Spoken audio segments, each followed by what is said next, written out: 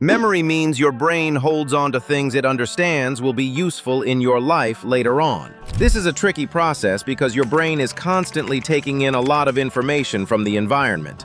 Think about how many reels you scroll through, videos you watch, and conversations you have every day. Every single second, the brain has to decide what information is important and what should be deleted. Imagine thousands of books in front of you. It's impossible to try to cram them all into your mind at once.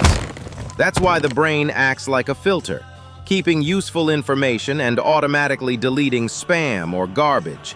This is why it's crucial to understand how memory actually works and how to strengthen it. If you truly want to improve your memory, watch this video until the end, because the 5 actionable steps discussed will take your memory to the next level. The first step is time your focus.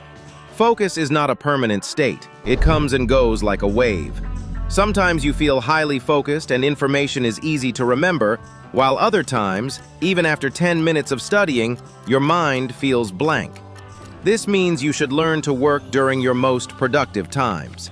Keep your study sessions short, about 20 to 25 minutes, and use techniques like the Pomodoro technique. When your mind naturally gets tired, don't force it. Take a short 2 to 5 minute break. This significantly increases retention, helps consolidate memory, and allows you to remember more in less time. The second key method is testing or self-quizzing. Instead of just rereading or repeating what you've studied, test yourself. For example, instead of memorizing Washington, D.C. is the capital of the United States, ask yourself, what is the capital of the United States? Doing this puts your brain into retrieval mode. The prefrontal cortex actively tries to pull information from your memory bank, and this retrieval process strengthens memory. A useful tip is to quiz yourself on the topic 1 to 2 hours later and write down everything you remember. The third technique is chunking. This means breaking large information into smaller parts. If you try to memorize an entire chapter at once, your brain becomes overloaded and fails to store it effectively. The solution is to divide the chapter into smaller sections. Memorize one section, then another, then a third. Once each part is clear, review them together. Over time, your brain starts to treat them as a single unit, known as a chunk. Think of it like packing a suitcase. Individual clothes are hard to carry, but once packed together, they're easy to lift. Memory works on the same principle. The fourth step is use your senses. To strengthen memory, 2 senses are especially powerful: sight, visual memory, and hearing, auditory memory. For example, while watching this video, you're both seeing and hearing, which activates 2 senses. You can add a third sense, touch. For instance, typing or writing something down involves your hands.